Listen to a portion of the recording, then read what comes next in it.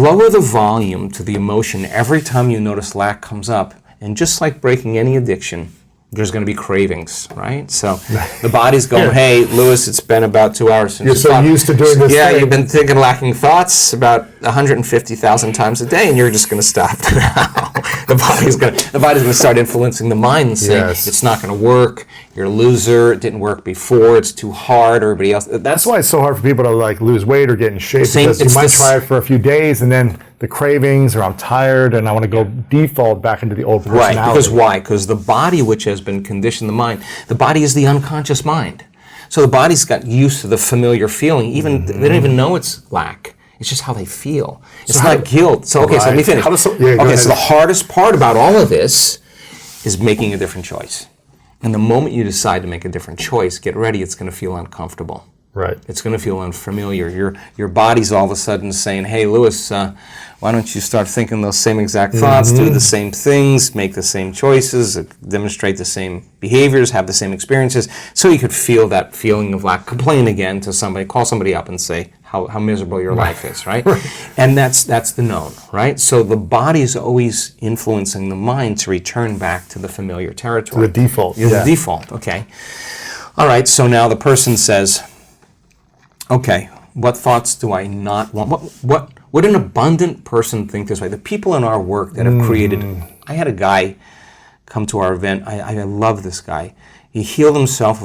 He tried to take his life 3 times. When he told me that when he came to our work, he didn't have $2 to rub together. He's worth hundreds of millions of dollars now. And he just keeps giving it away. Wow. His lesson wasn't the wealth, it was who he became. So it's the overcoming process that is the becoming process. Right? Who did he become in that journey? Exactly. He had to get beyond all of those thoughts of his past, all the mistakes he made, all the things he did wrong, all the money he owed there, all of that. That was like, he just had to no longer be that person any longer. But he did say, the best side hustle to giving it away. Why? Because an abundant person doesn't have any lack, and he knows how to create more of it. And he's in the experiment. Well, what would happen if I keep giving it away? He keeps getting more. That's a good experiment to have, because he is actually living in that abundant state. He also had tremendous healings taking place, because when you heal your heart, you heal your mind. I mean, it's just the way it is. We saw it so many times, right? So he healed his heart. He got an upgrade. He got an upgrade, right? Yeah. So then the next fundamental question is, how would an abundant person think? Write it down, dude, and fire and wire those thoughts in your brain and install the hardware. Keep doing it with attention and intention. It becomes the new voice in your head. It becomes a software program. Then say, okay, how am I going to be in my life today? What would an abundant person, how would they behave? And before you reach for your cell phone and start scrolling through your social media, close your eyes and rehearse in your mind how that person would walk, how they would breathe, how they would smile, how they would greet people, how they would be on Zoom calls, how would they be in traffic, how would they be at dinner. And the act of closing your eyes and mentally rehearsing the act, if you're truly present, the brain does not know the difference between the real life experience and what you're imagining. In fact, just a little bit of time, you start to install the neurological hardware to look like you already did it. Now the brain is no longer a record of the past. It's primed for the future. Keep doing it. Keep rehearsing. No different than playing an instrument. No different than learning how to dance. No different than learning how to act or play a sport. Everybody's always rehearsing, right? The rehearsal process changes the brain to look like you've already done it. You've already experienced it. Now, what's the essential part of that? The hardware is in place. Now all you got to do is step into the footprint. Keep doing it. It becomes a software program. You start acting like an abundant person. Everything changes. Your energy changes. Your mood changes. The way you walk, the way you breathe, your posture changes. You're out of the known, right? Yes. You got to condition the body now emotionally into the future. Can't open your eyes in the morning until you are feeling worthy to receive. And if you can't feel worthy to receive, then if not now, when? If it takes you 2 hours to get there, ask me if it's worth 30 years of running, trying to get what you need matter to matter. Okay, so then the person who wrestles with their lack, they're out of the bleachers and they're on the playing field. Now, here's what we learned. Let's go back to beliefs now. So remember, a belief is just a thought you keep thinking over and over again.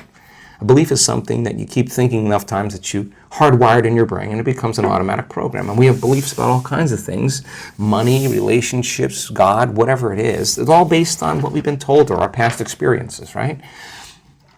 The boundaries of those beliefs are our emotions, right? So let's just say you got betrayed or somebody abused you or your father told you that money was bad and there's never enough of it or whatever. That's a story, okay? But somehow it left an impression on you. Remember that event very clearly, and that's kind of rooted in who you are, right?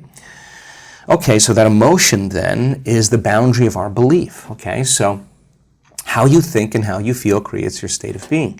If you take a thought and a feeling, a thought and a feeling, a thought and a feeling, a thought and a feeling, that's called an attitude. A series of good thoughts with a series of good feelings, you say, I have a good attitude today. You have a series of negative thoughts that are connected to a series of negative feelings. You say, I have a bad attitude today. So attitudes are just shortened states of being.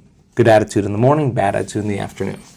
If you take an attitude, and you keep those up, and you string attitudes together, you create what's called a belief. And a belief is just an extended state of being.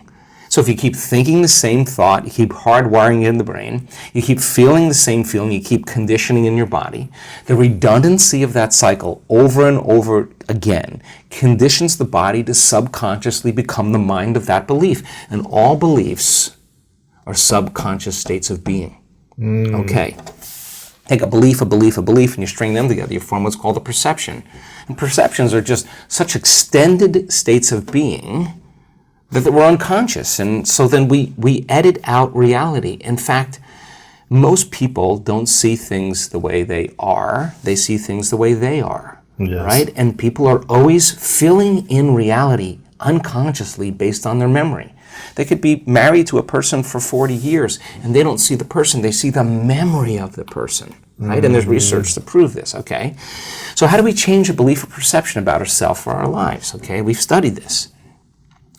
Okay, let's just say that lack is ingrained in there. You got the story, you lived on the streets, you lost everything, you got betrayed, your business partner took everything, took your wife, you got the story in the half, yes. Okay?